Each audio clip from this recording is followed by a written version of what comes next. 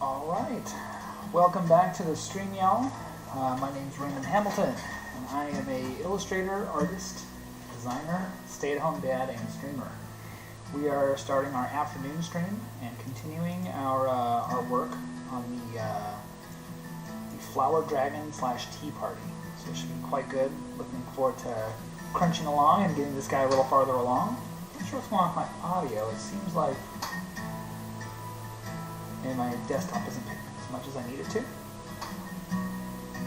Well, whatever. So this morning we started laying in the pencils and getting our real foundational pieces in place. And now we're just kind of deciding on how we want this thing to come together.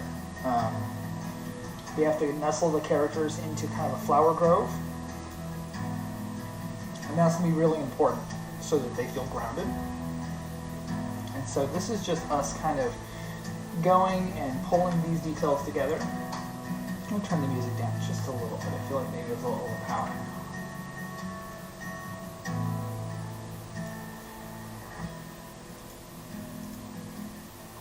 Also, I'm not quite sure I'm feeling this right now. This is way too sleepy for me. I need something a little more upbeat. Let's see. Upbeat. Literally one of the choices. Let's see here. That's not really upbeat. That's not really the upbeat I was talking about. Nah, that's not really doing it either. Let's go genre. Let's go hip hop. Alright, let's give that a shot. Alright, so we are continuing on with our progress this morning. We mostly were just laying down pencils. So we laid down the green pencil and our red pencil, kind of building up our design aesthetic. And this is going to be kind of a slow build. Not because it's hard, but because we are not trying to rush right into using pen. In this case, I'm actually more interested in keeping it as many in pencils as much as possible. Tequila. And really just trying to get really the most out of this opportunity in front of us to really push these ideas. All right.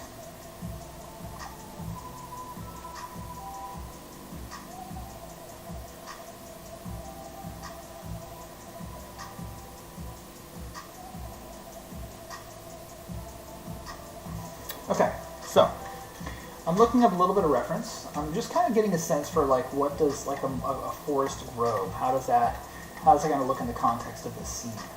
Because I really do think it will serve us well if we can really land how these characters kind of sit in the scene in this kind of grove.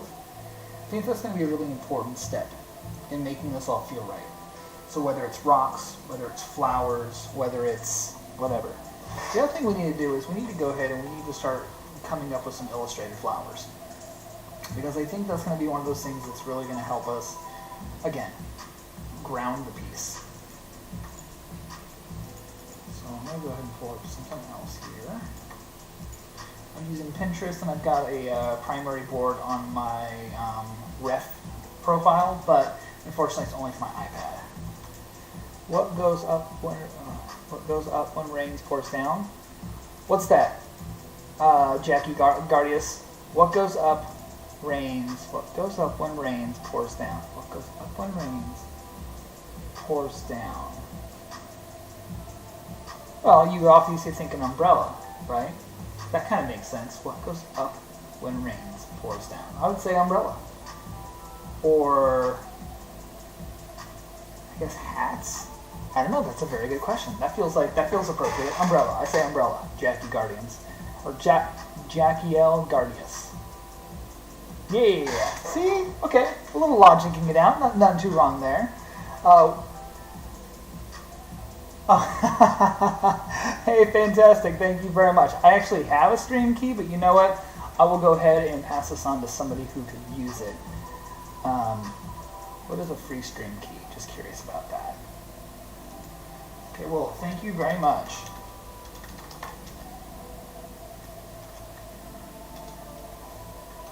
By the way, thanks for popping in the channel today. I appreciate you being out here in my stream. We're just doing a little artwork. and kind of, plugging along, doing some continued drawing. So thank you. So this morning we started this piece, and we just, it was a request from my wife and and from the stream. My wife wanted me to do a little more of a positive piece, something that's a little more less of my normal darker tone work, and wanted me to highlight flowers. On the stream earlier in the week, we were talking to some guests, and they wanted to see a dragon made out of flowers and some steampunk characters. So we have settled on a steampunk tea party meeting with a flower dragon in a grove.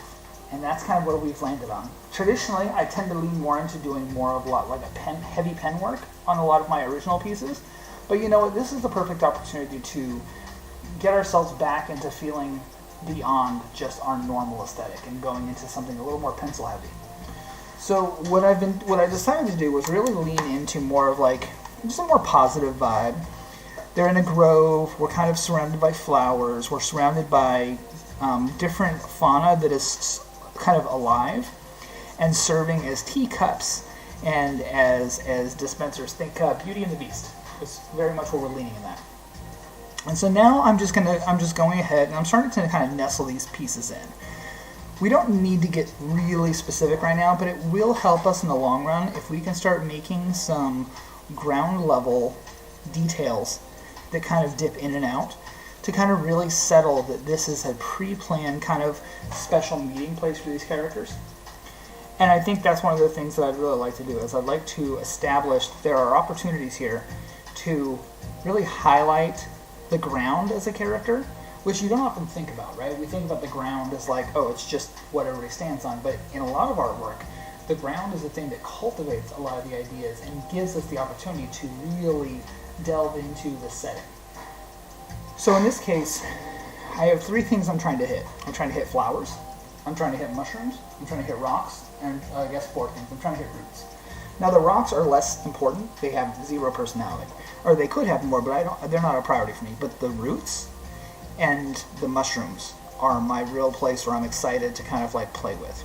Because inevitably the roots are kind of the connective tissue to this tree stump, and there's going to be some real importance to the roots. The mushrooms, I feel, are a great opportunity because mushrooms just naturally have a lot of character.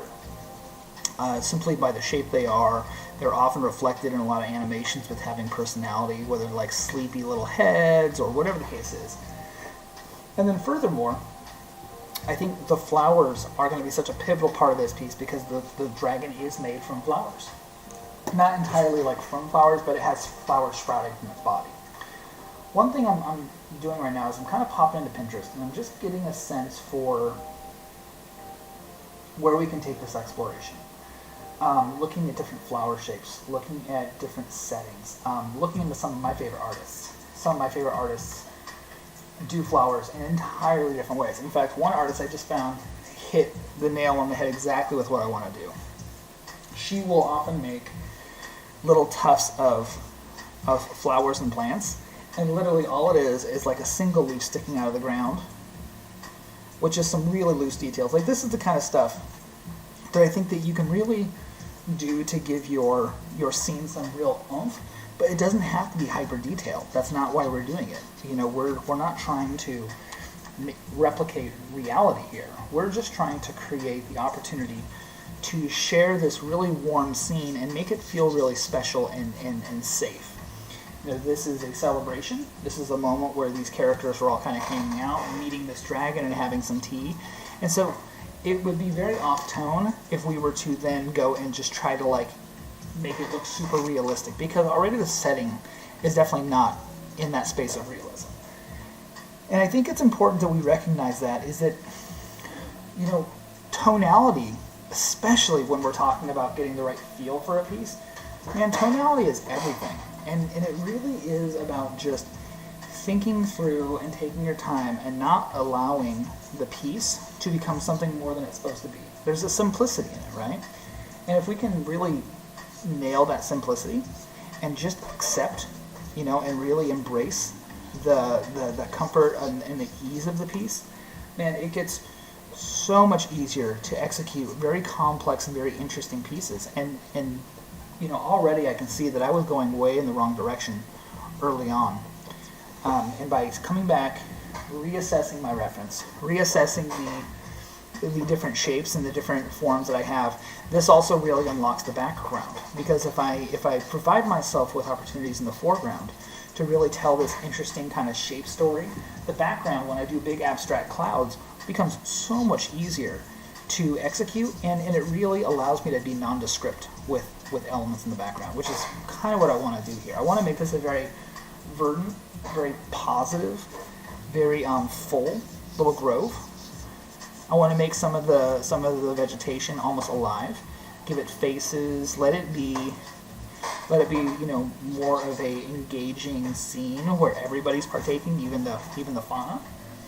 This is the kind of stuff to me that really makes these kind of settings really magical and really work. Okay, so let's see what we've added here. Now you'll see me really loosening these things in very quickly with the green, but that's because as soon as I put the red on here, the green is just going to fall away. It's going to disappear so quickly. And this is what I was talking about layering our medium. Is if you plan out the way you design your mediums in this way, you really do free yourself from having to answer and be accountable for a lot of final decisions. We're just laying in some loose, rough details to ground our characters in, and to just let them be a part of this grove. They are the foreign characters in this setting. This setting is much more about the whole scene of the tea party. But by allowing ourselves to just be really loose at this stage, we unrestrict ourselves. If we start getting really specific, like this is this kind of thing, and this is this kind of thing, and this is definitely this kind of thing, before you know it, you've started closing off avenues that you could have fully explored. It's a subtle thing, and maybe you don't like to work like that, but for me, I find that it's really freeing, and that is a worthwhile investment in my approach to design. Oh, let's go to full screen here. I apologize. This should not be showing. There you go.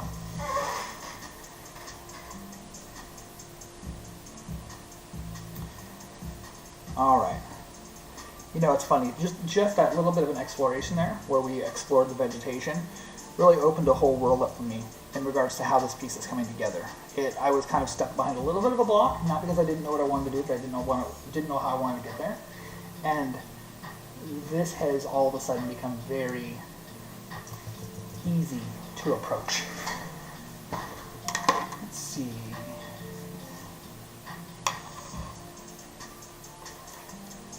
Because now, all of this vegetation underneath the dragon, it can be as simple as these kind of hanging leaves. That's pretty interesting. I almost like the idea of there being like pine cones hanging from the dragon.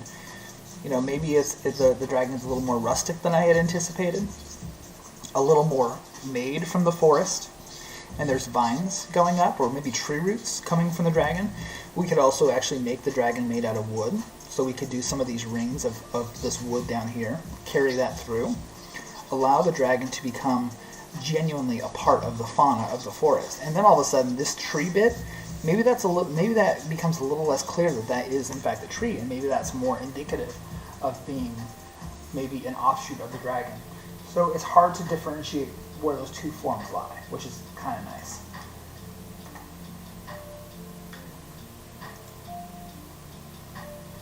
Another pro tip. Maybe it's not a pro tip, but it's a tip I suggest. When you're going through, and if you find an artist that does environments or fauna in a way that relates to you and makes it easy to understand, track the source. Go look at their larger body of work. If they've done fauna here, they enjoy doing fauna in lots of different places. And one of the things that I think a lot of artists get a little too caged in is when they feel that what they're doing directly pulls off of or is a stylization choice where they really like it, but then they're so afraid of copying. Guys, I assure you, as you're drawing, if you find something that inspires you, go and copy it. Because just by the process of using your hand, by the process of executing these ideas and drawing in a way that makes sense to you, A, you're going to change what you're drawing. You're just not going to go one for one. It's just not how it works. Our brains and our hands are far too good about implementing and engaging and forcing our wants onto our images. So don't worry too much on that end. But what I'm doing is I've gone through, I found this artist that was doing these really beautiful, low description, very quick read flowers. I went to her art station. Her name is Kate Pellerin. I'll put her art station in the channel. If you are interested, it's on my Twitch stream, so pop over to Twitch, you'll see the link. She's an exceptional artist. And I really, really am jiving with the way that she does fauna. And because I was looking at her pieces and going, man, this really makes sense at the way that she is, creating silhouettes and creating foreground and middle ground, it completely opened up my piece in a way that I wasn't able to do previously. And so now I'm going to go ahead and I'm going to do exactly what I just said. I'm going to lean in. I'm going to take the opportunity to see how she's approaching some of these foreground, middle ground, and background elements, and then I'm going to go ahead and just utilize them to a degree that feels natural to me, but still is very, very true to what she's doing. It's crazy how another artist, what you have to pick up and understand is that every artist's approach is different, and if you can really nestle down and understand that approach and feel comfortable with exploring your own art style in a way that is unfamiliar to you, the gains you can make as an artist are exponential. I can't highlight that enough. The things that occur when you give yourself the chance to really push outside of your comfort zone, as an artist you will grow just unbelievable amounts in short amounts of time. But you have to get out of your own way. And the biggest problem that a lot of artists have is they get so stuck on the way they should be drawing or what they shouldn't be drawing. If it's okay to draw in a certain method or if it's not okay to draw in a certain method, when really none of that really matters. It's about looking at what you're trying to create or what you want to create and then just allowing yourself to embrace the process. Because that process is essential. That process is not something that's going to go out of its way to help you. So I'm going to go ahead and do something that's a little more abstract here. I'm going to make these kind of big flower petals up here. And then inside, I'm going to have all these little kernels. I'm going to make these little kernels almost like they are like popcorn. And there will be some missing. And then I'm going to have an elf sitting here, or a little fairy sitting here holding one of these guys. Or maybe he's carrying it away. You could put him a little flower cap on.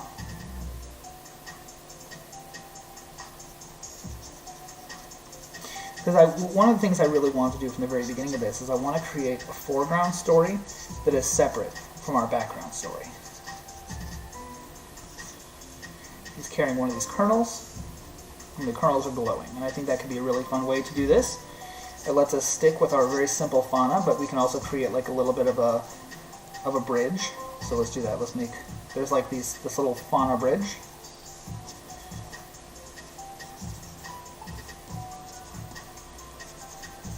Oh, I'm already loving this. This is fantastic. And then we're going to go ahead, we have some of this fauna here, and then we're going to have maybe one of these little characters kind of like this.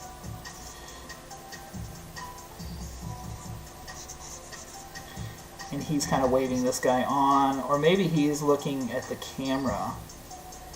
He's carrying his own little kernel.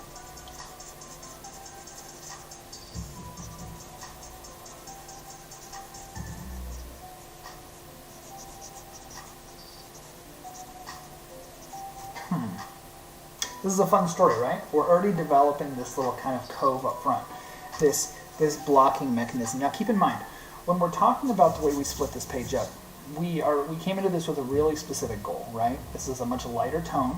We do want to demonstrate that they're inside of a very forested or like a very vegetative area, right? So if you want to call that like a grove or you want to call that a garden, I think both actually apply very well. We're also keeping the artwork inside of this artificial frame, because one of the plans is to actually illustrate a really beautiful frame and then combine the two in Photoshop. I think I'm going to go ahead and lift the camera up just slightly just so you can see the full picture, so it's going to be a little jarring for a second, but I feel like right now too much is being cut off and you're missing a lot of what's going on. So I'm going to lift this up a little bit.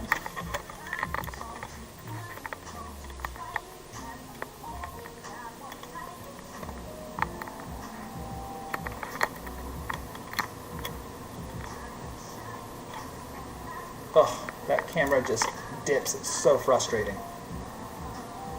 Alright, let's try that. There we go. That's a better view of the whole piece. Okay, good. Alright. Tequila.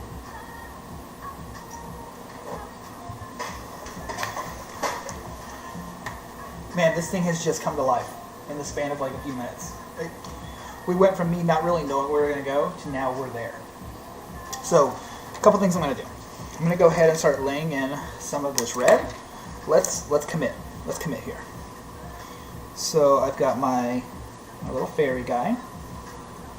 He's got a very simple black eye, nose that kicks up. I'm not even going to make a mouth for these guys. And then he's got like a big tulip hat.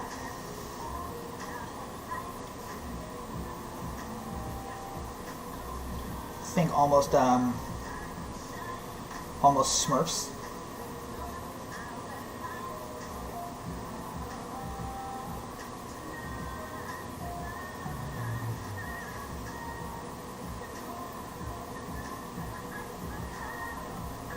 Not going to worry about hands right now. We're just getting him in place. This is what I would use terminology of as we're committing to this character and we're committing to this place. By putting it in red, we're establishing that it is clearly in the foreground. It's clearly an important part of this piece.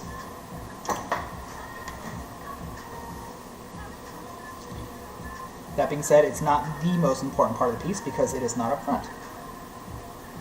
Or I mean, it's not in the core focus of the background. Sorry, it is exactly up front.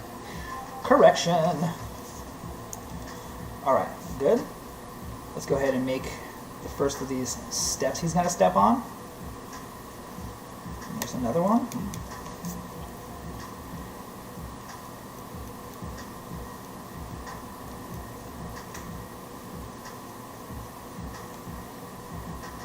Now this is a piece that I'm going to probably go ahead and take in Illustrate or Paint. Because that's why we do this, right? We create knowing that these pieces have a lot of potential to be used in a lot of different places.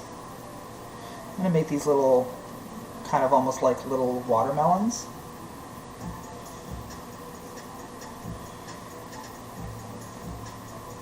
Maybe it indicates there's kind of like hardened edges on certain ones, or like they've got like a plane of them.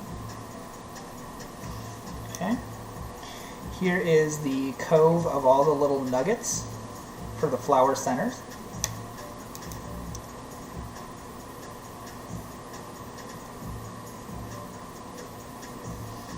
And there's clearly, this is where it's been plucked.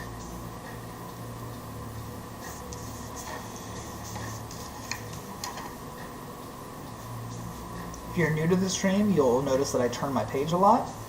That's because I like to make sure that compositionally this is working from several different angles. And so it's just a very quick way for me to kind of quickly adjust. A lot of Photoshop artists will do the same thing where they'll they'll flip the horizontal of their image. Or they'll do a back and forth between different camera angles just to make sure it's all working functionally. And so that's what we're doing here. Alright, so we've got our flower in here. That's great. Got that. We got that. We got our little kernel missing in that one spot. There will be a little kind of a visual element that we'll do so that you know that these come from the same spot. Scale-wise, this one's a little bigger, so let's go ahead and cut that down. We don't need to go exact same scale, because even in nature, some things are bigger, some things are smaller. That's how you can define if it would be a worthwhile pick, so to speak. But all we're going to do is we're going to allow the eraser to pull that out. Now, I'm not a big fan of going through and doing a ton of erasing, so you'll see me generally leave a lot of my work on the page and not try to adjust it. It's a stylistic choice. It's something that I've made a real commitment to as of late, to stop trying to make my pieces perfect and just embrace the idea that where the piece ends up is where the piece is supposed to be. So showing my work and allowing my work to live on the page is a real intentional part of what I'm doing in my process. So just so you're aware of why we're doing that. Okay, so we've got our foot. He's got his foot right there. He's going to step on this guy. He's walking along. We're putting some vegetation behind him, almost to block him. Because one of the things I think I'm going to do is I think I'm going to make these little kernels emit light. And so by the light staying emitting against this surface right here, think of this as having like a corona around it. You're just going to see a little bit of a light bubble around this guy. And that will allow us to keep the front area dark, which is ideal. We want to keep this front area darker than the midground. So that's one of the, these are all going to have more of a light halo around them. He'll have some light on his back. And we're just generally keeping all this a lot darker. Let's go ahead and add some of our vegetation in. Again, we talked about making some commitments. We are making those commitments right now. By doing this with the red line, we are establishing that these are placed, right? Now we'll maybe have a few adjustments here and there to try to regulate them, so to speak, make sure they balance and they flow well. But in general, you know, this is what you gotta do. You gotta make some decisions, and you gotta put them down and live with those decisions, so to speak. So I've laid in this general fauna. I need to think about how I want to differentiate these leaves, because you can't have all the leaves be the same shape. I don't think that really flies. It's not bad, like if I choose to do that, that's no big deal, but I think I could get a little more out of the piece if I give the leaves a little variation. So maybe the leaves have some cut-ins. You know, it's a subtle thing, but it's noticeable, right? And if you allow yourself to create these moments of just notice, it will be appreciated. It'll be the thing that people really grabbed onto and say, "Oh, I really like the way that part worked." It gives life and it gives meaning to these pieces of vegetation, and that's all we're trying to do. We're trying to expand and develop our approach and our thinking.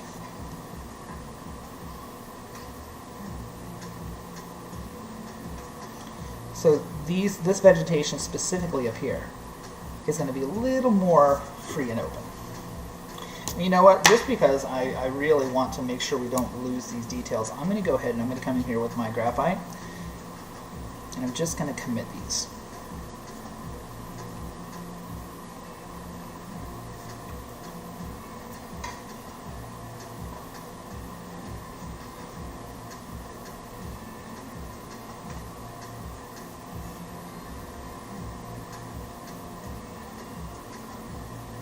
I think you'll see what I'm talking about, how all of a sudden when there's pencil on it, it just shows up really clear. So all this buildup we've been doing wasn't so much to make it perfect, it was to allow us to safely develop these ideas without fully committing. And to me, that really is the goal of a piece like this, because we have a lot of ideas all crunching into the same space, and so it behooves us to provide the opportunity for these things to kind of naturally coalesce and develop.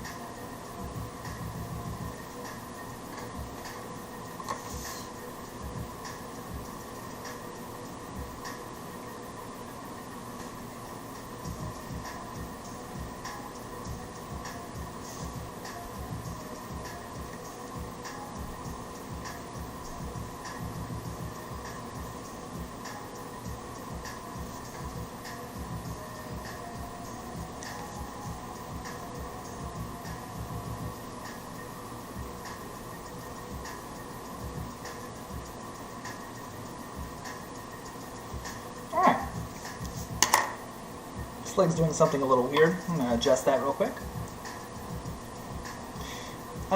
If you're on the stream with me right now, thanks for being here. I really appreciate it. If it's your first time being on the stream, my name's Brandon Hamilton. I am a designer, artist, creative, stay-at-home dad, and streamer.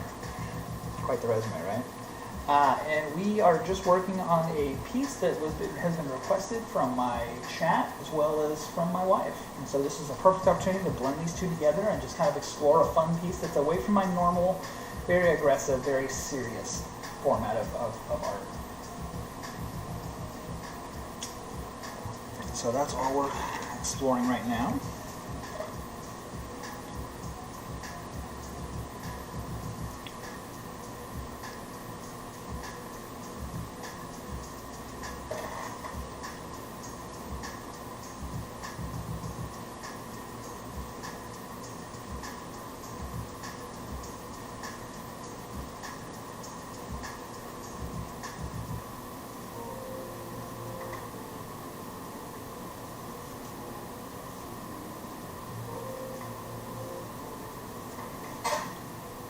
Okay. Yeah, this is feeling good. The other reason I like shifting into graphite is because there's going to be a certain point where we do start bringing in pen, and the graphite erases a lot easier than the other materials. And so we're going to go ahead and let's see how we're going to explore this. Let's do a burst of, let's see. I do want to make this another flower.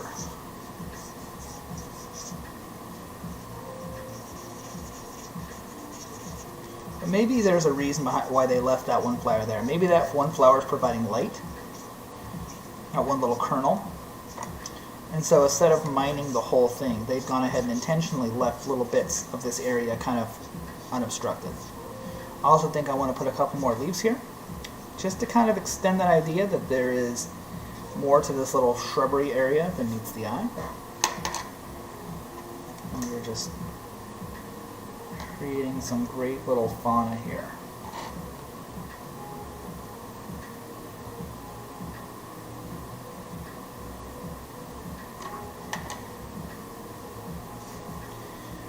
More of these bulbous forms. Now these are going to be very, very straightforward. Those are going to be simple, straightforward colors. Because what's most important about here is these little workers doing their thing, right?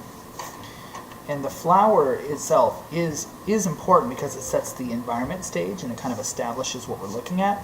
But it's not so important that we need it to be unduly focused on. Okay, I'm going to go ahead and cut to... Alright, I feel like I've done enough grounding for the foreground here with our graphite. So now let's go ahead and continue on to the centerpiece.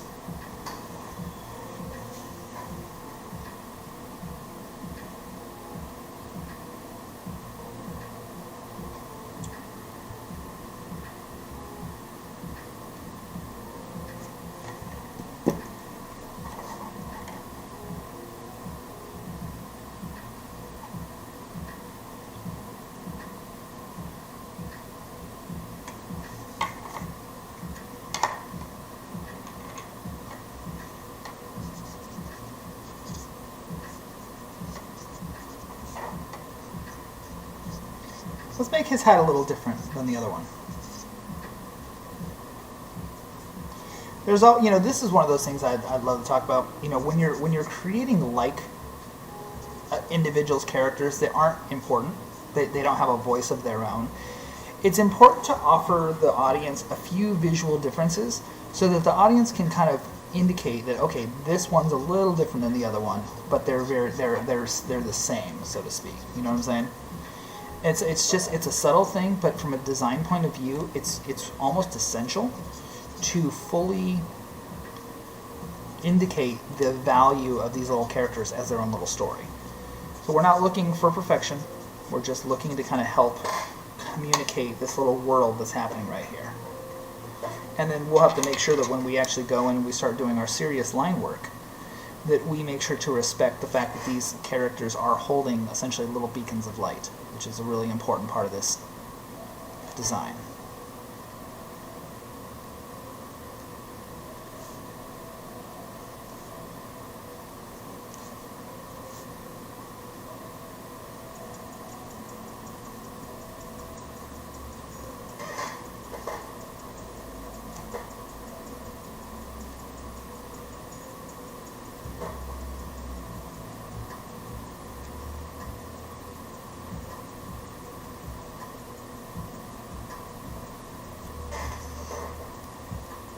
He's checking the camera out, kind of looking in just to make sure everything's okay. But we all know what he's doing. We know he's carrying this kernel. And we know that this kernel, there's probably a leaf right, there's a leaf right here that's kind of blocking in front. That'll actually be really good. So he's kind of walking on a path behind. That's great. So then it makes sense why there's only one kernel here, because that one kernel is providing light.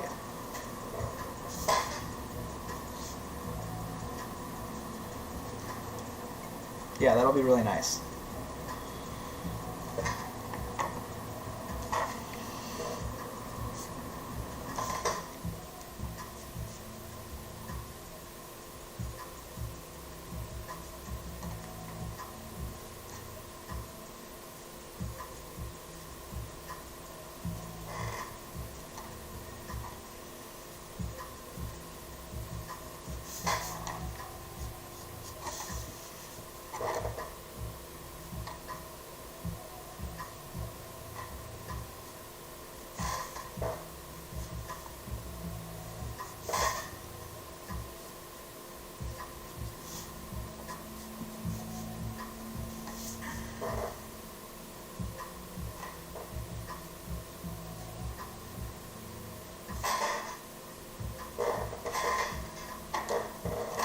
Alright. Now remember we talked about differentiating this guy's hat a little bit, right? What we're going to do is we're going to go ahead and instead of this coming out to a full bell, it's going to come out and then it's going to have this like little hangy bit. His hat has almost like little dog ears that hang off it. That's fine. That's fine. Okay. So now we've created this foreground story. It is very clearly its own separate world. And when we take this in, if I eventually color this in Photoshop, I'll separate this section into its own layer to really allow it to have its own individual story. And that way, if I want to, I can do a little photo blur to help push all of this back if I need to. All right, yeah, that's feeling really exciting. I'm super excited about how this whole thing is coming together. You know, and you have to kind of leave yourself room for that, right? You gotta, you know, it's very easy for us to be critical of ourselves, right? We all know that as artists, we're usually our biggest critic. As artists, we often will downplay our successes.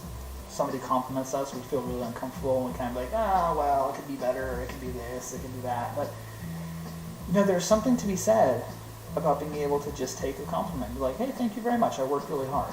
Like, try that next time. Next time somebody's like, oh my god, that's such a great piece of work, you're so talented. Instead of being like, be like, hey, I really appreciate that. Yeah, I put like 20 hours into it. Like, if you feel like that compliment of you're really talented doesn't represent or receive why or how hard you've worked, elaborate and don't go be long-winded, but drop the time you put in on it. You know, try that, see what happens, because I think what you're going to find is a lot of people can't even fathom that you would spend 25 hours on a drawing, 60 hours on a drawing, 120 hours on a drawing. Most people, that doesn't occur to them. But this stuff can take a while. You know, this medium, this art form, this method, it's, you know, you look at it and you're like, oh, that can't be as long as a painting, but it depends, right? How much inking are you doing, right? If we were just doing this piece in pencil, we could have it done today. But we're not. We're extending to ink. We're getting it ready to go into digital so we can do a painting on it. I could take what's really here right now and do a painting off it, but it wouldn't have the tangible line quality that I want to come through from my line work. So it's a real balance, counterbalance of trying to find that space between. Okay, so we've got our tea party. We've got our foreground here. We've created kind of a tree stump. Let's go ahead and I'm going to go ahead and grab a piece of paper so I don't smudge all this pencil work we just did, because if you'll notice, pencil will smudge. Now that's not such a bad thing on a piece like this. You know, maybe that smudge will help kind of push this into the foreground a little bit, but just keep in mind that every time we smudge something, we are inviting opportunities for something unplanned to occur. And that's not a bad thing. But in this case, I think it might work against me if I get too much information on the page, if that makes sense.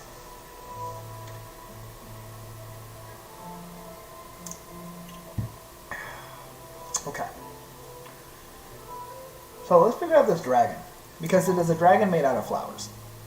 And I think what I'd like to tackle next is I'd like to tackle, this is the spine of our dragon.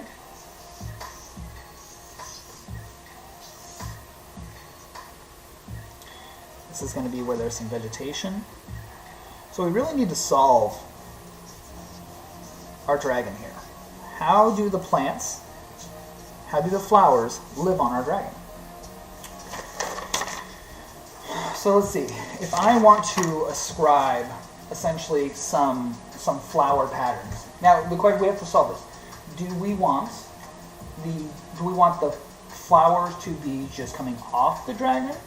Like they're almost like growing off of him or her? Do we want the dragon to literally be made of flowers? Because that's a different thing entirely. And I think that's one of the things we'll need to really kind of consider. Maybe the dragon has scales, but the scales are made out of leaves on the upper portion. And then those scales then... Oh, see, now that's interesting. So, all I'm doing is I'm kind of making a leafy pattern, right? I'm not worried about making them small. As far as we're concerned, this part of the dragon is very close to the camera. But by coming in and loosely laying in shapes, I'm already starting to define kind of a texture to the dragon. Now, if we were talking about dragon scales here, it wouldn't actually be too far off from this, right? If we're looking to make dragon scales really are just very consistent patterning of growth and over time development of callus and whatever on top of these plates. They're little plates that are interlocking.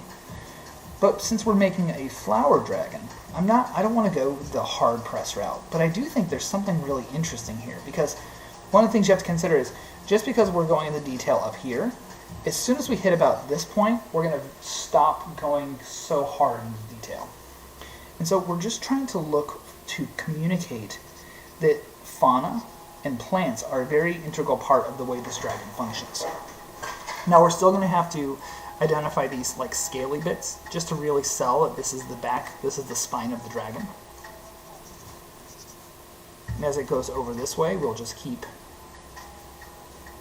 You'll notice that, I've laid in a kind of a loose measurement system, but this is by no means an exact thing. I haven't gone through and measured this guy out. I haven't gone through and done the work like that, because that's not important to me on this piece. That's not what this piece is all about. This piece is about the setting. This piece is about the environment, the welcomingness of this flower dragon welcoming the tea party, right? And so we have to just consider where we want to invest our time.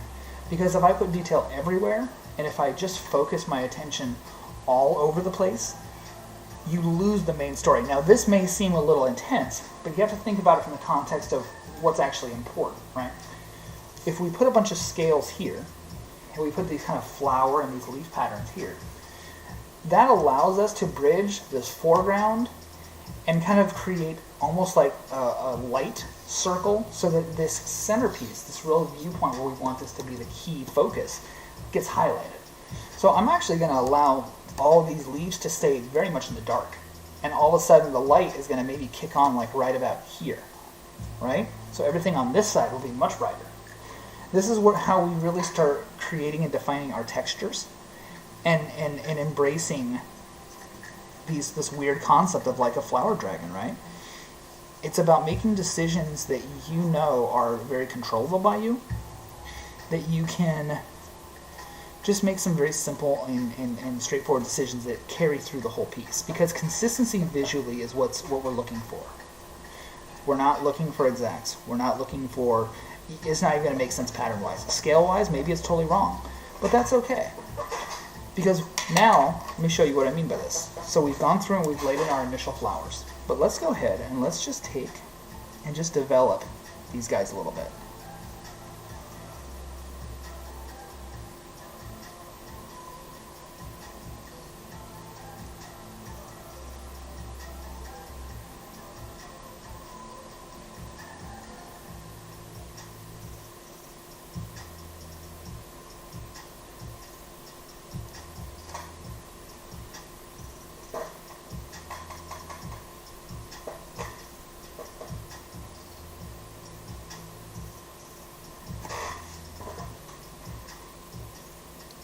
You almost think of it like melting candle wax, in a way. Is there a consistency to the way candle wax falls? Absolutely. It adheres to gravity. Is there a restriction that it has to fall in the same way? Absolutely not. I've seen candle wax come down a candle and then wrap around like a spiral. I've seen candle wax come down and hit dry candle wax and then disperse into two candle wax lanes. Nature has a way of being super cool and super perfect in its own special way. And if you can embrace that randomness and get past the need to create exacts and just allow your pencil and the tooth of the paper to drive this idea, man, the stuff you can create is extraordinary. But you have to let go. You have to stop trying to master the work you're doing. The reason we call the masters isn't because their technique was so good that they could make anything perfect. The reason we call them masters is because the end result had such a consistency and such a depth of technique and just story and the intent and meaning. They didn't design all of those things on the way up through the painting. They were making a painting. But their embracing of the process and just accepting of what the piece was going to be allows it to become the master, the master of, or the master that we see that we celebrate, right? One of my favorite things about old Michelangelo and Da Vinci and just the products, whatever they made, not just art, whatever they made. When you put them under like a black light, they had done 3 or 4 different pieces and then just went right over the top of it. 3 or 4 different pieces. There's always like paintings and their paintings and their paintings and drawings and their drawings and their drawings. I feel like we've fooled ourselves into thinking that they did everything perfect, the right way. And I just don't think that's reality. I think that's not true of any art or medium in the world. Give me 1 second, I'm going to turn the computer off. Be right back.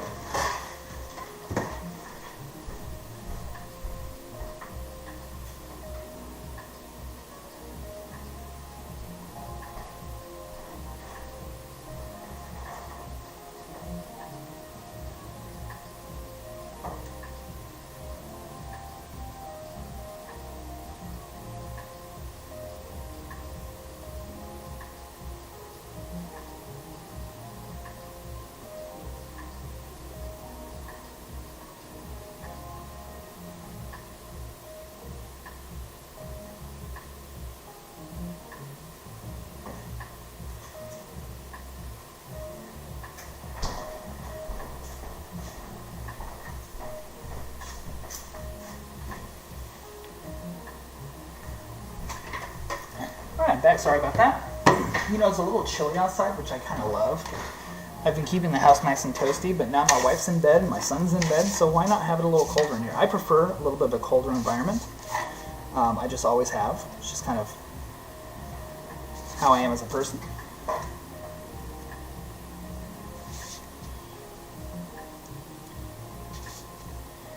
Now, the true thing about this piece is that this is a piece that is for my wife and for my niece and my nephew, because they were the ones who came up with the idea. And so, because they were so participatory and did such a great job of helping me kind of craft this, we're just kind of making it fun. I'm making it out of a place of love. And let me not understate the value of that. Your mindset and your mode you're in when you go into a piece, not even just like a piece like this, but a piece in general.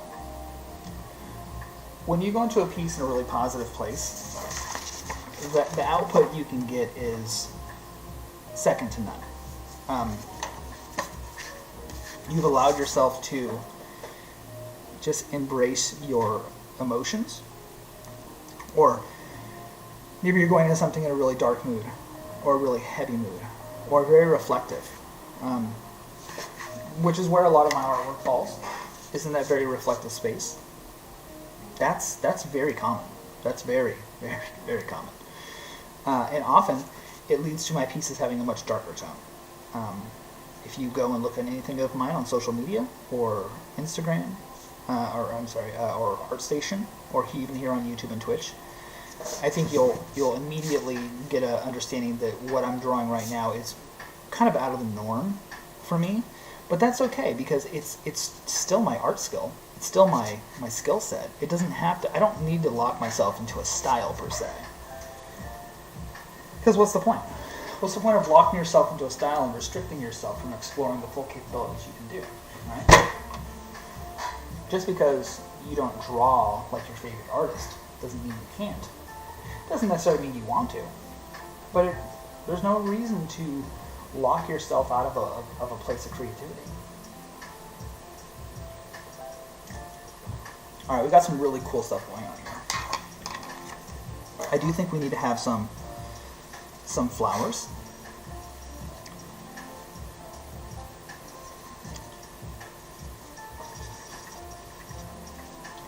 So we'll have a few blooms here and there. I think with the flowers I'm going to go with something a little more traditional. Almost traditional tattoo flower. Not quite a clover. Overlapping petals. But simple. There's no point in adding a bunch of complexity to a space where I've been intentionally trying to keep it really small and easy and simple, right?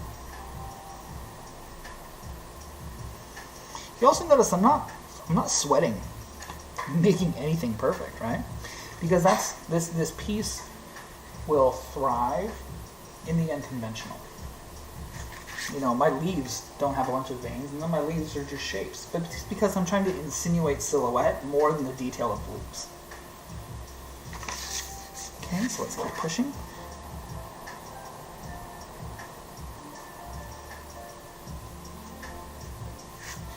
Currently I have the main spine of the dragon maybe being made out of wood.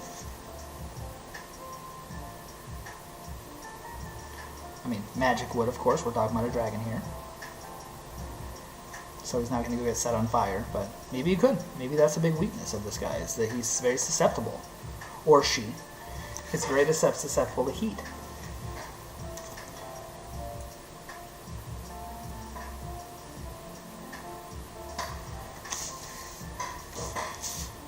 So we're going to go ahead and we're just going to keep pushing.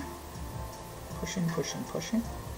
Now I'm going through and I'm just kind of creating a really clear path for the ridge, because at a certain point here, the spine turns.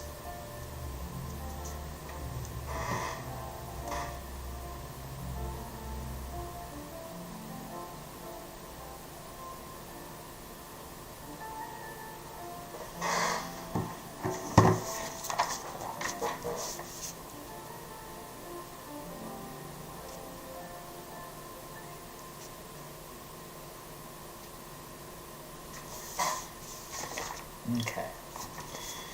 And so we really laid that down. I'm going to go ahead and give this a really strong line here, because this is going to be a separating piece. And so it's okay to mark it out, to give it some extra attention. When we apply color, if and when we get to color, that will just be a really defining element of how we separate the piece out. We're using it as an artificial barrier to the central story going on. And so just embrace the fact that thick and thin lines are going to be pretty important to separate this piece out. There's a lot going on in it, and there's no reason to feel that we have to keep it in a very specific format.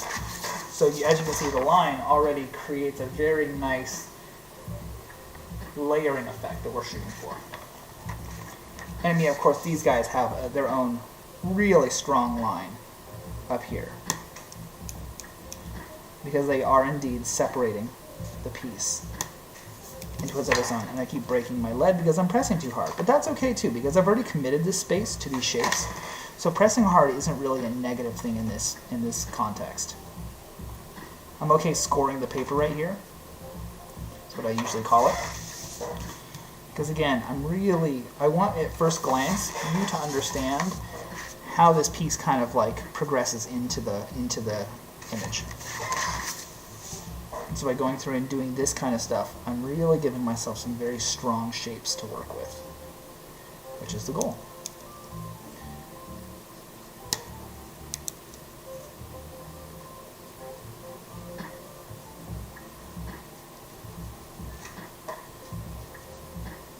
if I had to name this style I was drawing, I would call this my storybook style. This is what I do when I want to take you to a place of fantasy or take you to a place of another world. This is going to be very common, what you'll see when I do something like this.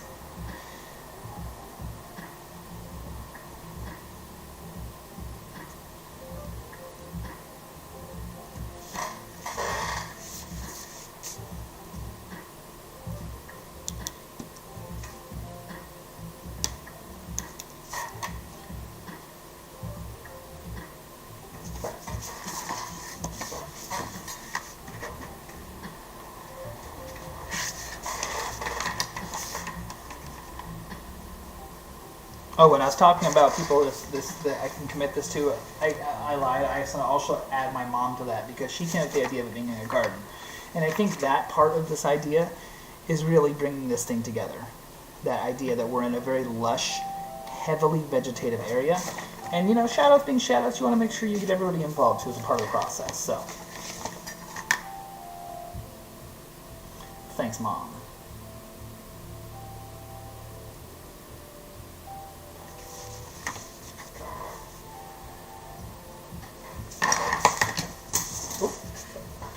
Dropping pens. Now, we could do a couple things here, right? I could take this piece, and I could just straight up ink it. I actually almost considered doing this piece much more like inking, like Berserk. If you haven't seen the manga Berserk, go take a look, and you'll immediately see the intensity of the inking. It's beautiful. Exceptionally beautiful. It would take me probably 3 days to ink this in that style. I don't fully consider that a negative, but just as context.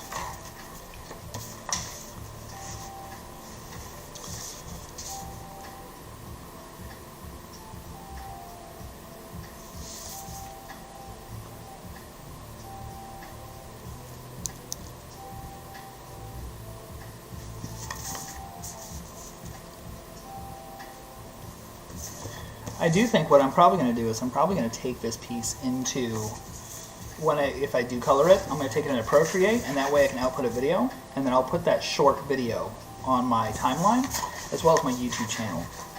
And that way, I think for a lot of people, sitting here and watching a piece like this come to life is just a little too slow when it comes to content. It's just, and I don't pull that against anybody. You'll never find me sitting there watching somebody drawing. It's not my thing either, so I don't expect you to love it unless you're really into it. But I do it for two reasons. Number one, I'm not just doing this for views. I'm an artist. That's what I do, you know? I'm a creative. And for me, sometimes getting these environments out, getting these kind of pieces out, isn't the easiest thing. I really struggle with maintaining a pace that allows me to be responsible. But this stream has given me a new kind of purpose, in so much that I'm now responsible to you. And that's awesome. I feel stronger as an artist now than I've ever felt in my entire life. And that's not because I draw good or because I'm super talented, but because there's a purpose behind it now. If you asked me if I would have been able to make this a week ago, I would have told you absolutely not. I was super self-conscious coming into this piece. I did not feel comfortable with what I was going to be making. I didn't feel comfortable with the idea. And before we know it, here we are. And I'm super excited about it. This is a style of work that I've not allowed myself to embrace for a very long time. And that's pretty cool. It's a pretty cool space to be in. So we're going to continue to hard line this front area. Now again, we have to remember, this piece has a few different ranges. We have our foreground, we have our midground, and we have our background. Ideally, I want your eye to start right here. I want you to take this in, I want you to look at the dragon, and I want you to follow the detail work down here and then back up here. So we are creating a triangle with a curved bottom. It's important when you design pieces like this that you give yourself the opportunity to really plan on the piece kind of having stages, right? Think about how you want the piece viewed. We're telling a story, right? It's not just about a cool picture, we're telling a story right now. So take that into account, think about the way we're putting these lines down.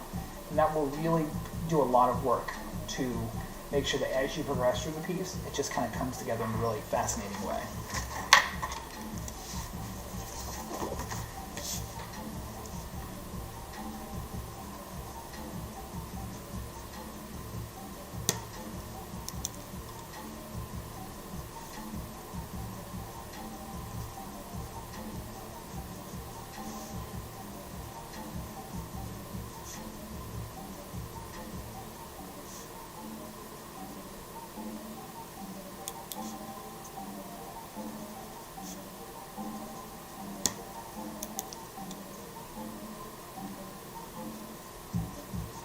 There's a reason we buy a bunch of mechanical lead, because your lead will break all the time, and that's okay.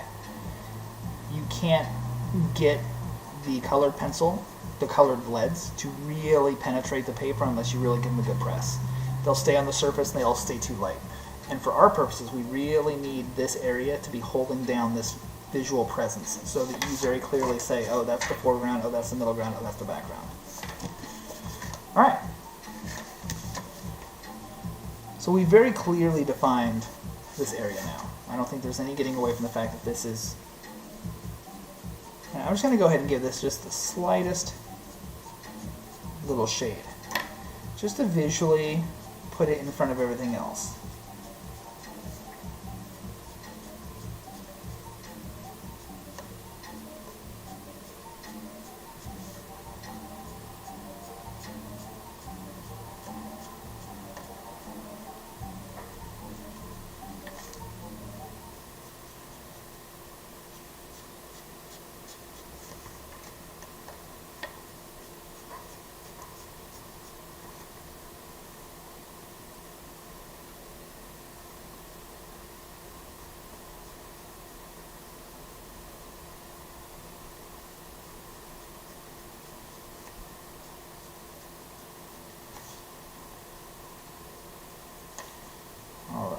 So we are just continuing to just push this back a little bit just to make sure it's very clear where our light focus is at.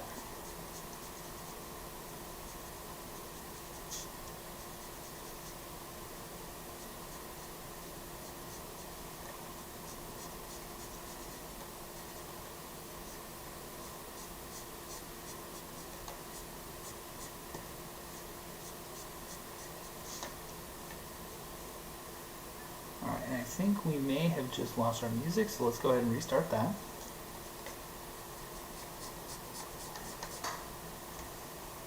There. Yeah, there we go. So there's no mistaking the foreground to the middle ground to the background now. It's very clear what we're looking at, which is great. This was entirely our goal.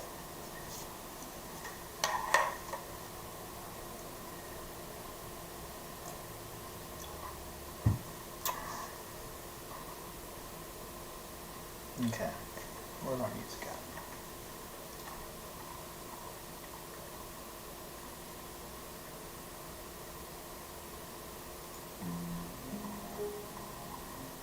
There we are.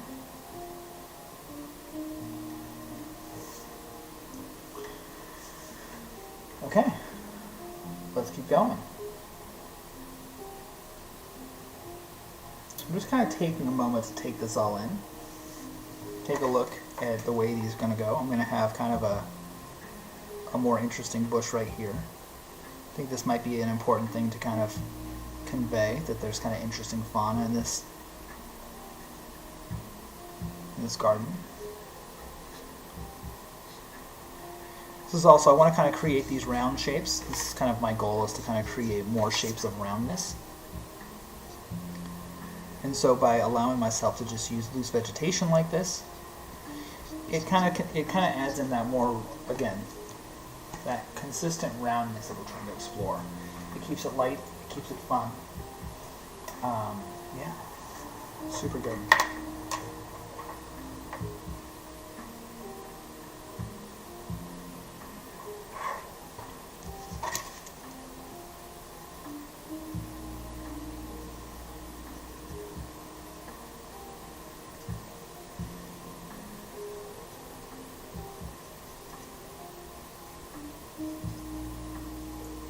Now, one thing I'm going to do, this is going to be where it's really fun.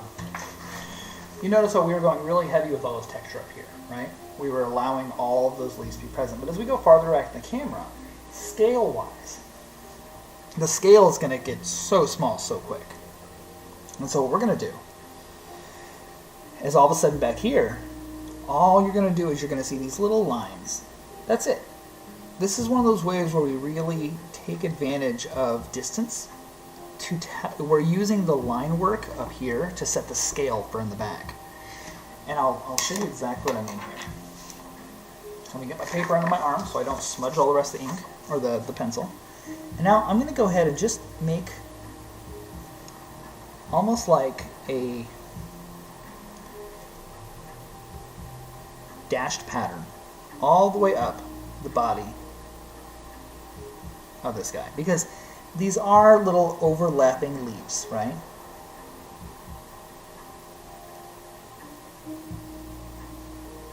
He is, or it is, covered in these leaves. But we're not going to draw every leaf in the background. That just makes no sense. I mean, I could, but I don't know that I'm going to get much out of that if I go that route. Instead, what I'd like to do is I'd like to go ahead and just indicate that that leafing pattern continues by just these little lines. This is very common in inking when you're doing cross-hatching or you're taking a detail off into the distance, where you'll indicate a continuation of a form just by really soft lines. Well, these are kind of hearts and digging them in. But eventually, these will have the same color wash as the dragon up front. So your mind will go, oh, well, obviously that's the rest of the dragon. Look how big the dragon is compared to her. We also do this to provide as much clear space for her as a character so that we don't obstruct her. The reason this whole piece is going to work is because the center point, our primary lighting source, is going to be right here. And so I think it really behooves us to lean into that. Don't get caught up in trying to make everything look perfectly textured. It's just a trap. Some artists are exceptional at it, but those artists take weeks to do these pieces. And that's just not where I'm at. This is a funner piece. It's a little more upbeat. It's a little more story-driven about this setting, right? And so we've really established those details of the setting up front. But now we can go ahead and as it goes further in the back of the piece, we can really just absolve ourselves and let ourselves go of those details. As we get closer to the camera, I'll allow longer lines. I'm still not connecting them into whole leaves. There's no point. That's not important anymore. We know what those are. But I will make the lines kind of come a little closer to form. Because this is going to all be vegetation. As we already established, these are different kind of like leaves. What I like to call my snake leaves.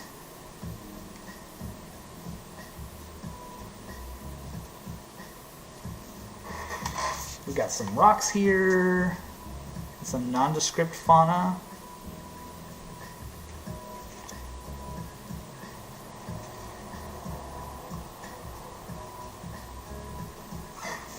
Great. Awesome. And so, just by approaching the piece like this, and by giving ourselves little kind of guides to work against, and then slowly but surely defining those elements as we break out, you'd be amazed at how much pre-work you're already doing without even realizing it.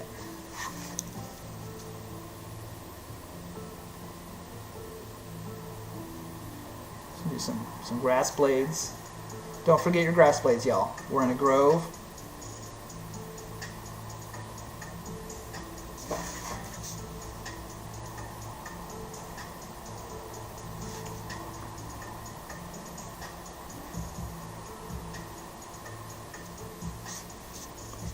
You'll notice I put little characters in, I put little texture in. I put blade grass indicators in, but I'm not making blades of grass. That's not the point. It's just to insinuate that we're on a grassy knoll, right? So keep that in mind.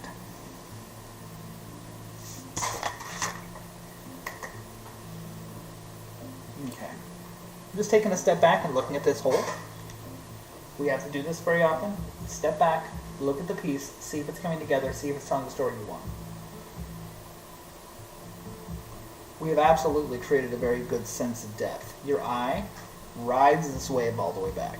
The reason we're not starting here right now for the viewer is because we haven't taken and really created that sense of focus yet. We will get there.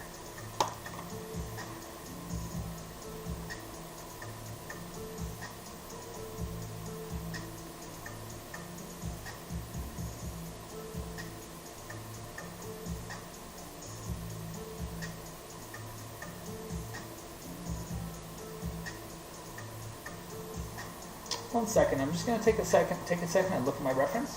So if it looks, if I know I'm not active on the screen right now, but this is just a kind of a necessary part of just checking in with yourself, checking with your work, making sure you're aligning to the goals you set for yourself.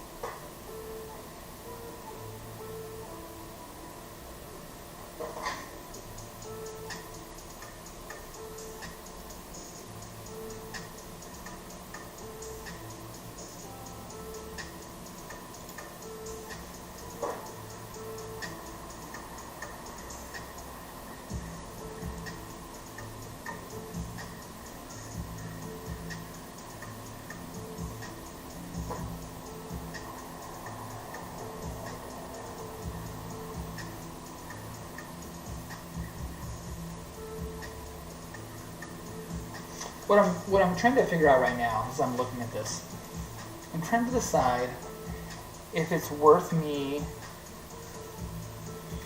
trying to create a light source right here, or if I can naturally allow the picture to just be brighter in that space.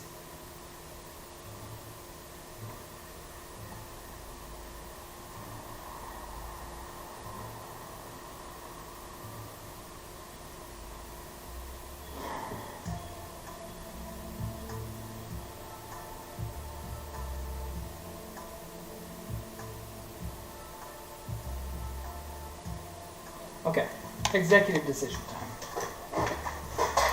I need to decide at what point we allow the details of the dragon to start showing and where I go to a solid line. I'm sorry, a solid color. Because behind them, I kind of want to make this all solid. Not solid, but more covered. Oh, hey, if you guys haven't set your football lineup, please set your football lineup for your fantasy sports. I just realized I hadn't set mine, and games start in 40 minutes. Let's see, what are my matches? What are my matchups looking like? Oh, this is bad. I got Elliott in.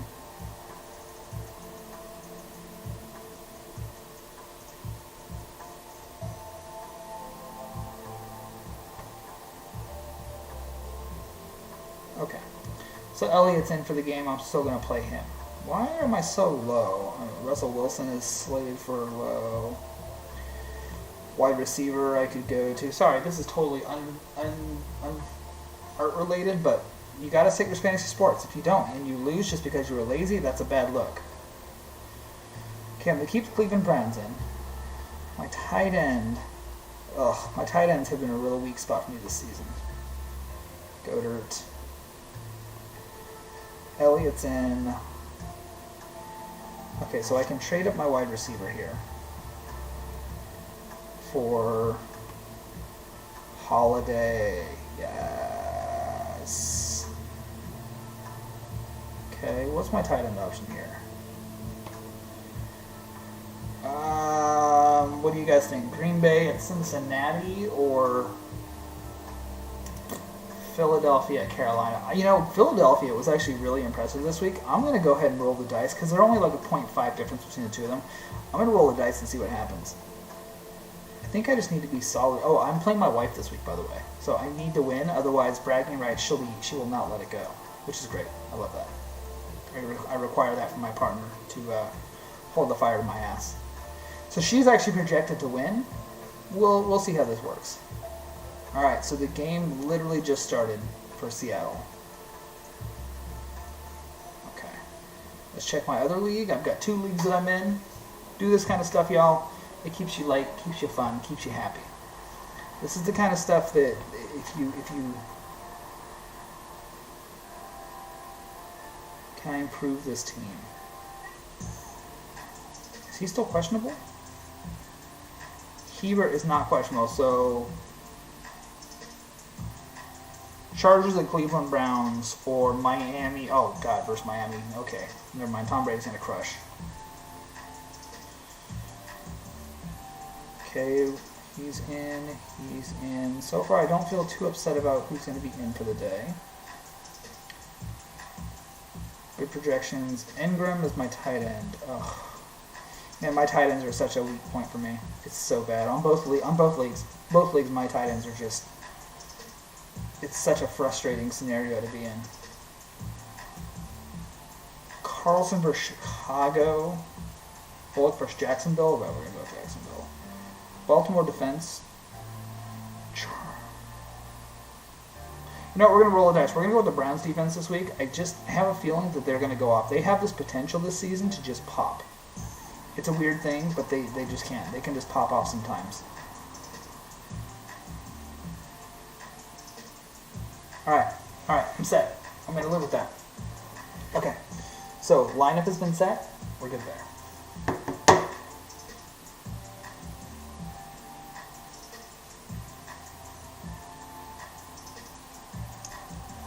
By the way, my one viewer that's on currently, I've been enjoying some tequila while I've been drawing. I'm not usually a sipping drinker, you know, I just don't approach it like that, but when I'm working on a piece like this, I need to kind of keep myself in like a woo-saw space, and that's absolutely a way to do that. Just kind of roll with it, embrace it, be in the moment, draw, have fun. It's amazing how that, it's awesome. Okay, so I've established the line at which I'm no longer going to have shading, right? So up here, I'll still allow some of this flower detail, just to make sure that visually there's a go-between between these two sides. Because you have to remember, what you're seeing here is this giant hole separating this consistent form. And just because there's distance doesn't mean those things go away. And by all rights, we should be getting a lot of light coming off this area. Yeah, that's nice. Okay, we started defining from the left side over. I'm going to continue on this behind her. We're going to go ahead and we're going to just do something like this.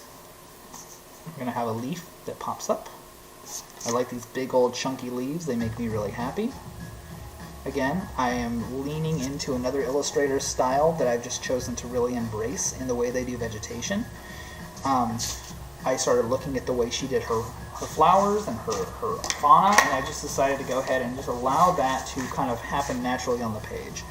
I'm not pulling from any specific example she has, but she has a very exclusive and very unique form in the way she approaches her fauna, and it just made such good sense for this kind of work. So why not embrace it? Why not jump into it and just go 2 feet first and just enjoy what comes from it? Because this is so unique and foreign to me that there's never going to be a better chance to really put this kind of detail in place. This is her style, and what she does lent me to open myself up to enjoy this process. So I'm so appreciative of her artwork, and I've linked it in the chat so you can go pop over and see her art station.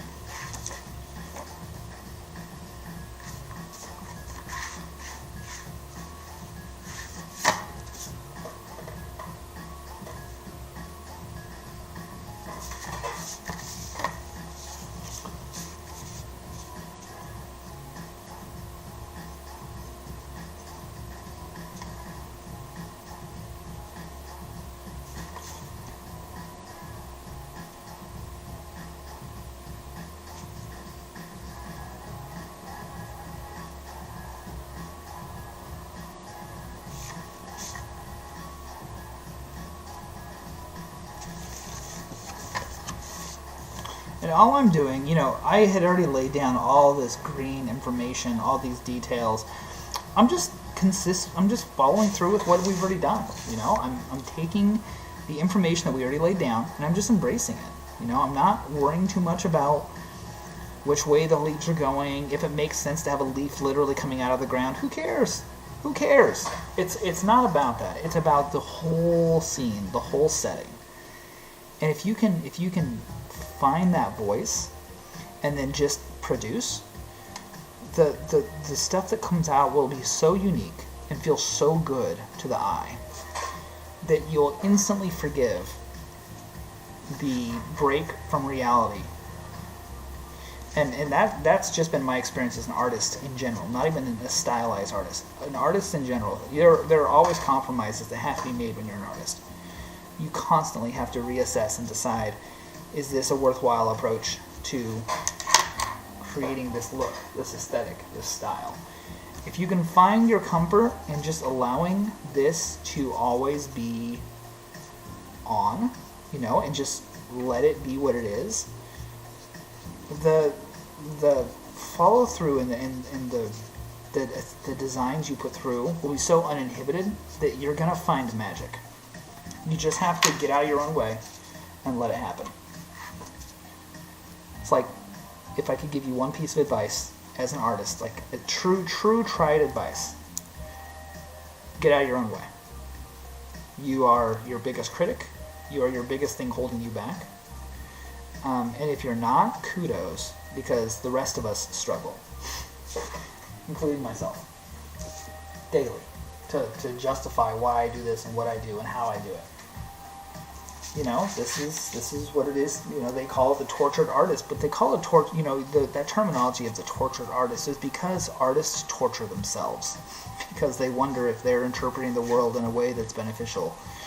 Are they presenting their vision of the world in a way that makes sense to people? They're trying to cater to so many expectations and so many voices that if they just spoke with their own voice, that people would try to understand and learn their language visually, and then they don't have to translate. They just have to create. And the fans and the people that love them and love their work will embrace it and will just get on board. It's as simple as that.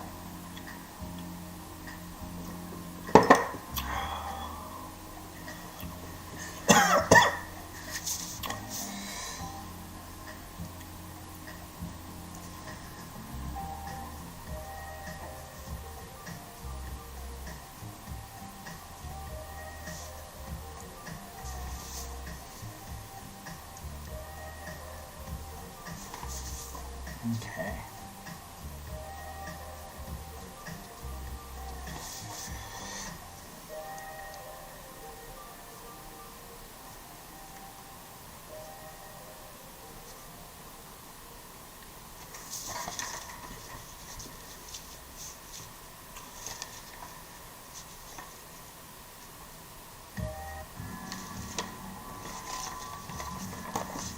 How are we feeling about this so far? How do we feel about where we're at? Is it reading? Because from my perspective, it feels like it's reading, but I have to remember that I'm so used to looking at this that I might be glossing over some stuff, and I don't want to do that.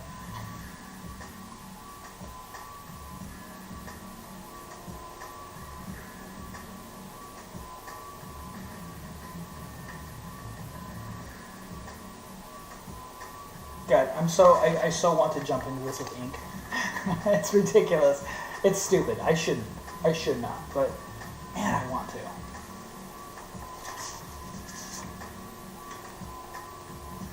I should continue developing this area. Let's develop this. Let's get this solid. Let's develop this. Let's enclose the spine. And then I think we're going to call it good for the day. I don't want to overdo it. I shouldn't force it. It doesn't have to go anywhere. For my one viewer who's on right now, I made that tonight at like 11 because I'm really liking this piece and I might just want to push on and not wait till next week. Usually I try to like wait and do the pieces on the stream, but I don't know if I'm feeling that right now. I'm kind of feeling like continuing. I'm kind of feeling like just doing it, finishing it, painting it. Maybe next week we paint it on the stream instead of finish drawing. So if we finish drawing here, then we can paint it on the stream. That feels good.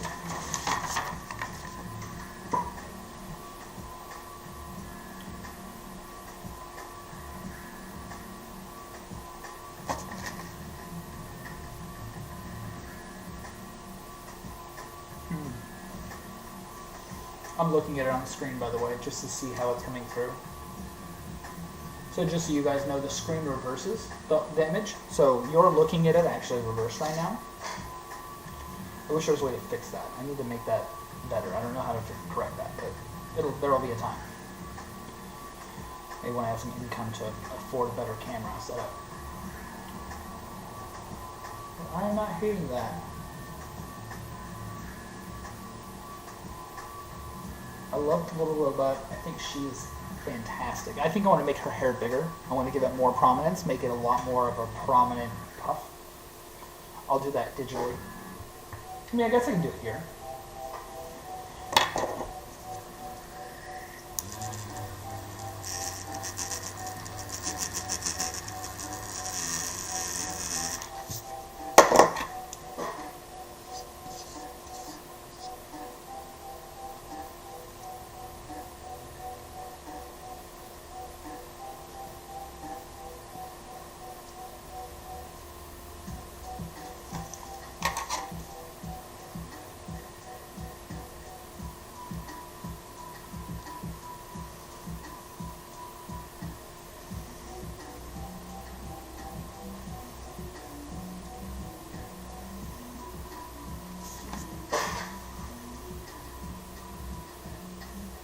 Yeah, that feels better. Yeah, it feels much better.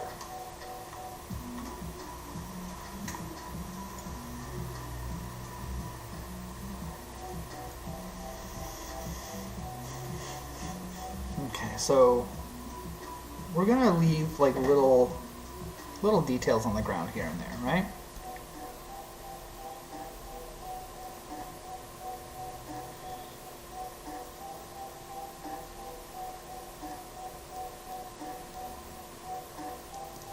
Just little things to break up this open area, to show that they're not super important, but they are important in the fact that they provide a visual kind of break and a context down here. We have another mushroom here. Maybe this will be a few different mushrooms all merged together. That can be fun.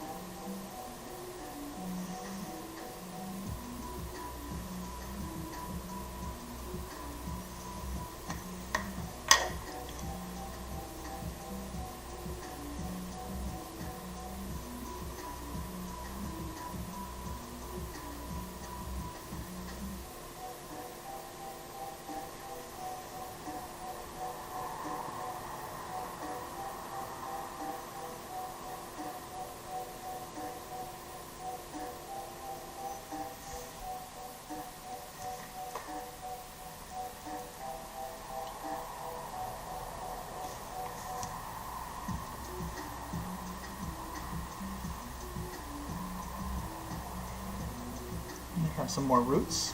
That's what these are right now. I have roots kind of coming out. You'll notice if I do roots, I do these really kind of like consistent kind of rings, because I want to really keep in mind the rings that make up that root system. It's a pretty important part of this whole aesthetic.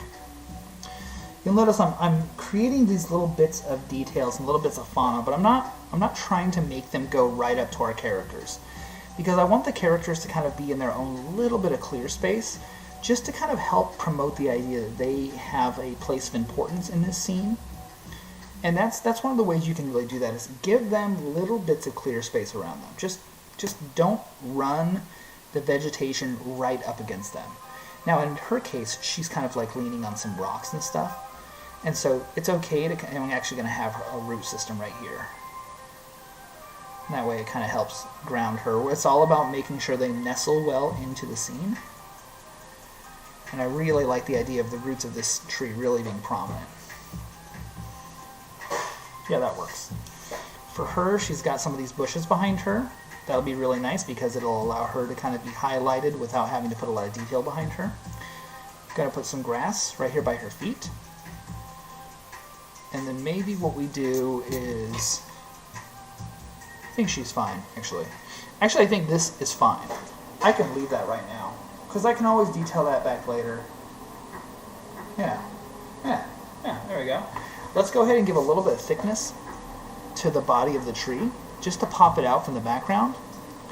You know, popping out background elements is not a necessary thing, but it really does help you kind of clarify primary forms that need to kind of have their own unique voice. And this tree stump, or this tree sideways, is kind of going to be just that.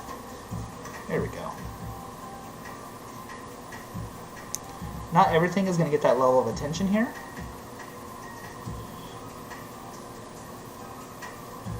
But we'll get there.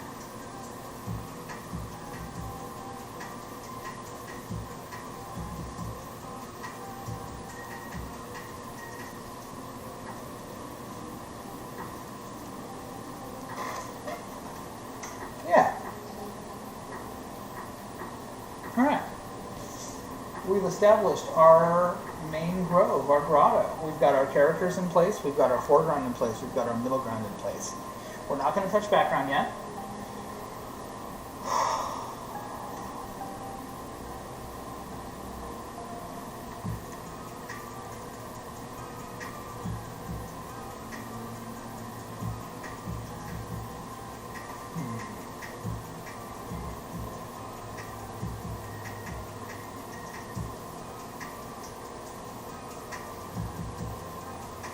You know what I'm thinking? I think it would be nice to have a couple of like larger leaves kind of dripping down, like protruding in.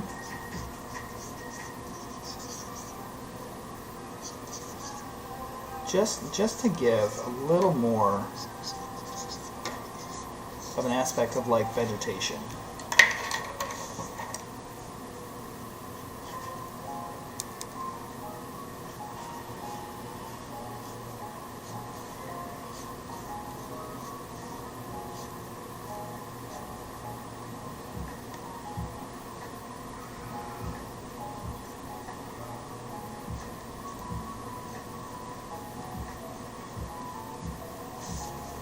That's nice. Kind of gives a top to that tree. Now keep in mind, those are the frame's going to cut this thing right off, but just having those there fills in this side of the page really nicely.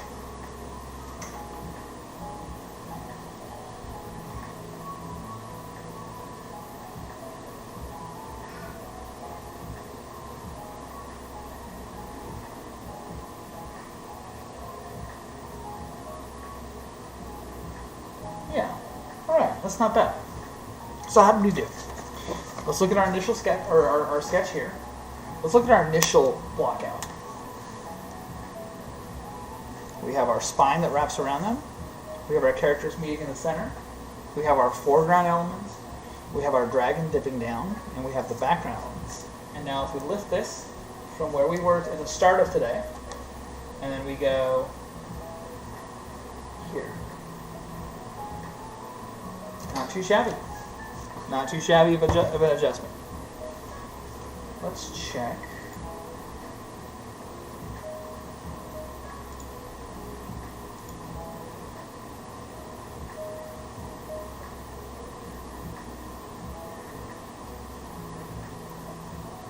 All right.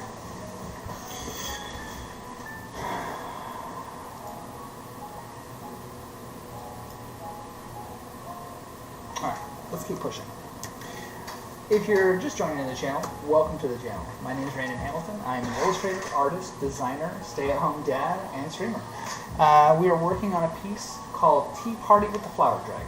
This is a requested piece from a combination of my wife, my nephew, my niece, and other people on the channel had great ideas about introducing steampunk characters into a flower setting. And that's what we've done, is we've kind of created the step of the foreground, middle ground, and background behind the dragon. We haven't drawn our background yet, and we've only really been laying in and blocking in our major kind of story and graphic elements so far.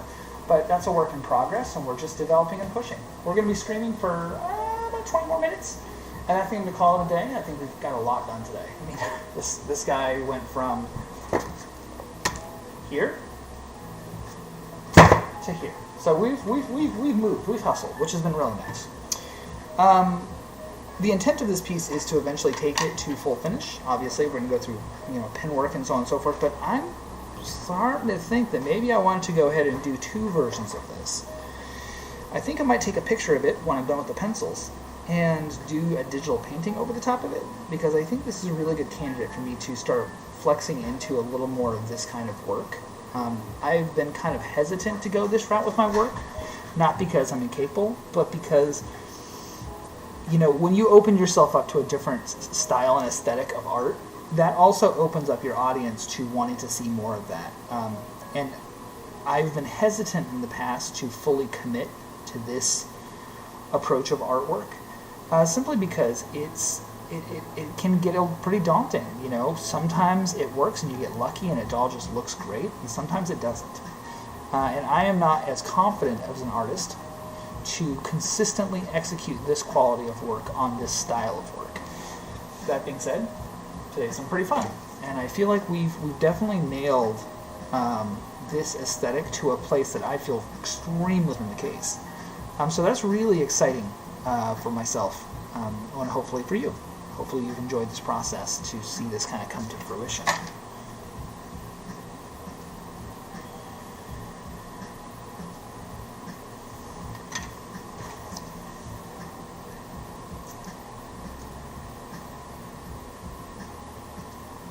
Alright, let's get these guys lined in. This is like my kelp forest here.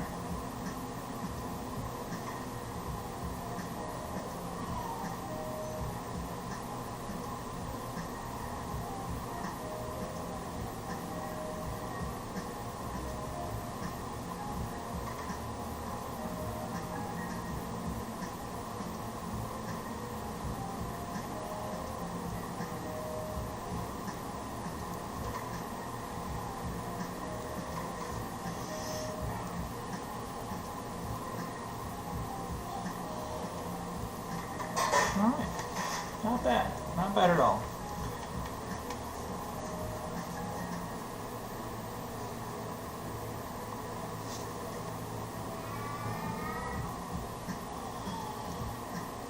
I'm going to go ahead and just give a little more defining line to this outside line, just to make sure we're making very clear separation from the background when we eventually put that in.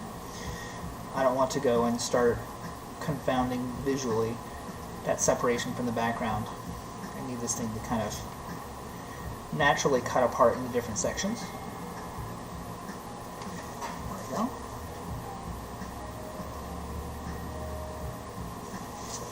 What I might do is I might take a picture of this and do a really loose painting on it, just to understand how I want it to come to life. That may be the way.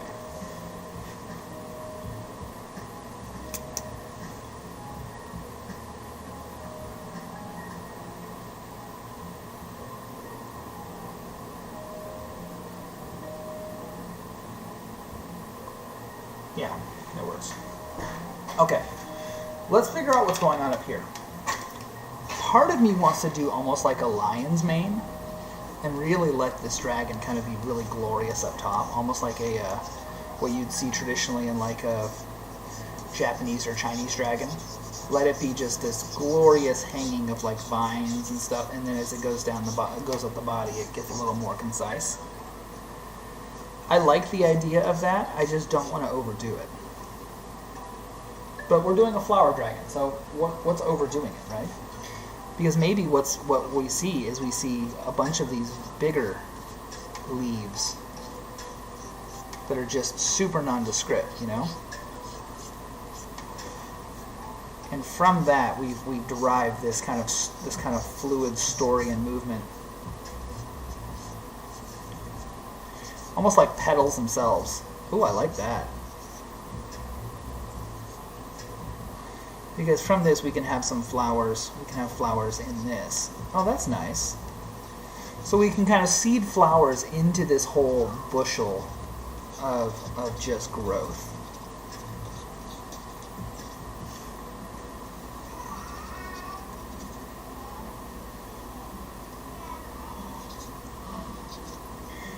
You know, if you're ever wondering how much pencil you should put down, how much ink you should put down as much as you need, right?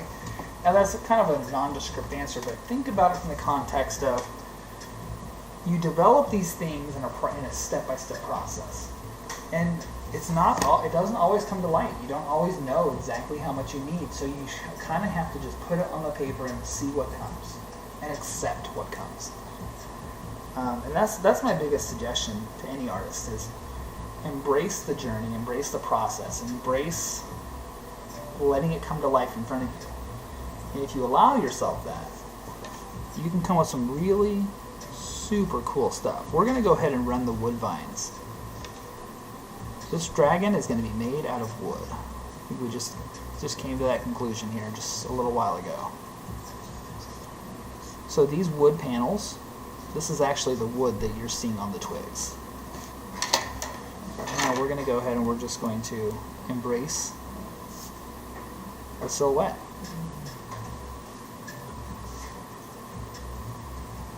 Almost like a cockatrice with this headdress.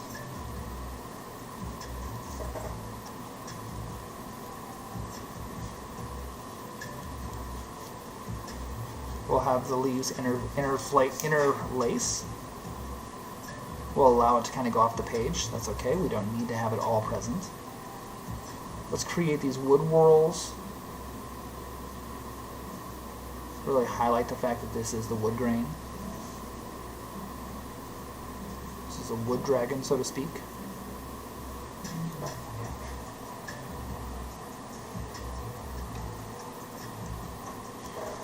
Now, let's go ahead and just allow the pencil to do what we need to do. We need these details to mesh. And from this, I would like to have some flower sprouting. Flower, flower, flower. Almost like it's a bouquet. Ooh, that's a good idea. Maybe around the face is kind of like a bouquet. Let's let the underside be a lot more flowers. So we'll just let this really embrace this whole flower journey.